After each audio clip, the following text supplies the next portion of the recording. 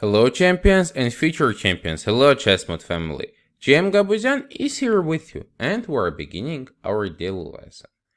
In this position, white is having a strong knight on d5, so black is deciding to play knight takes d5, so it was black to move. Before revealing you the topic for a daily lesson of today, I will just offer you guys to decide how are you going to take on d5 and also some of the ideas. If we're taking with e-pawn, black is just gonna be able to put this bishop on d6. White pawns are blocked, we're not having any pawn advancements, position is more or less equal. Also, we can pay attention that black can create some game with a6 and b5 on the queen side. It may be difficult. So, after knight takes d5, we are taking with the c-pawn, and our daily lesson topic of today is the right capturing. Sometimes we're having a choice how to capture with the pawns and deciding the pawn structure. This time we're taking with the c-pawn. The thing is now we're getting this huge pawn chain.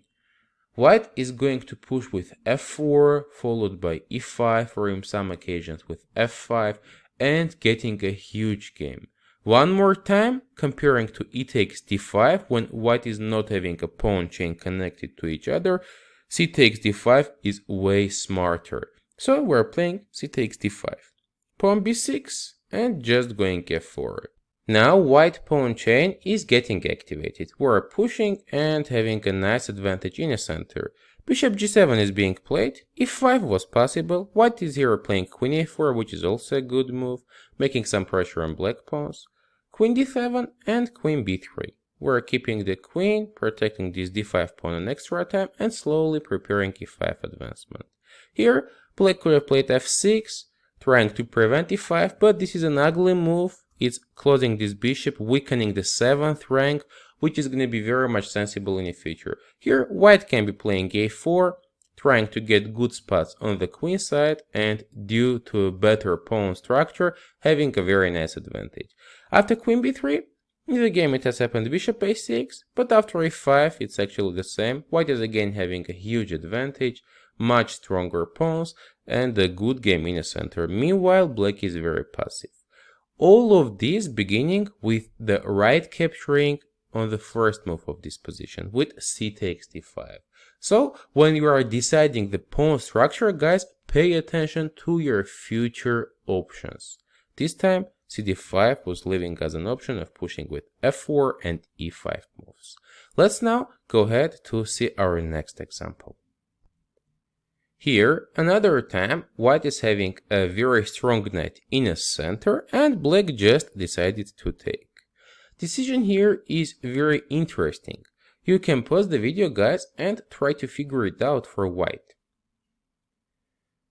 I'm assuming many of you decided to take with the f-pawn in order to open up the f-file for the rook and make pressure on f7 pawn. That can be working out, but there are some very important moments. Now black is going to be able to play b6, preparing c5 idea. Later on, we can pay attention that black is gaining a very important for the queen e6 square.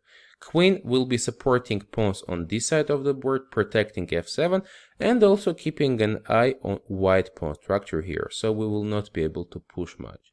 Since we're not having pawn on f4, f5 advancement will not be working. Even though f takes e5 looks attractive, it's a mistake. In this position, we're supposed to take d takes e5. We're keeping this pawn chain together, preparing f5 in future, which will be very dangerous for the black king.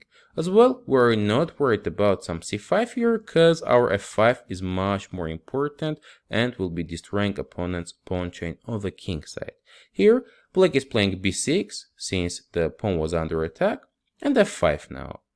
In some occasions, we're threatening to play f6, so black should be careful, now trying to go rook to e8 to have this square for the bishop.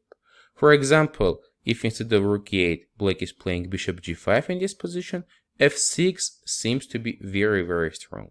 Now, after some takes and takes back, f6 pawn is very dangerous for black king. We will try to play some queen d2 or queen e3 and queen g5, and bother this side of the board. So black should be careful about this, and as I mentioned, rook e8 was played. Now white is just bringing all the pieces into the game, always during the streams, and once I get the opportunity I'm trying to mention this. Bishop f4, queen d7, rook b e1. Now all of white pieces are involved into the game. And after bishop f8, already we're playing with g5. Rook a d8 and h4. White is just pushing all the pawns on the king side. c5, queen h3, c4 and h5. Later on, white is getting different, very nice attacking options. At some spot we can try to play some kind of g6, some kind of e6. Different threats are gonna be available in this position for white. All of this started with the right capturing at the beginning after knight e5 move for black, so we took d takes e5. Once again, I'll repeat myself, guys, when you are having this kind of choice to decide the pawn structure, try to pay attention to your future options. This was a tricky example. As I mentioned, f takes e5 was also looking very attractive, but in a long term it was not working out and black was getting a nice game. So, those were our examples for this topic. Let's now go ahead to the next one, which will be your homework in right capturing. The last move of black was knight takes d5, and here we're having a choice to take with the e and the c pawns. You can be sharing your thoughts and ideas how to take, and as well try to show a few moves for white in the comments section below. Gabuzyan was here with you. Thank you for your subscriptions, likes, and sharing this video with your friends. We appreciate it a lot. See you next time during our next daily lessons.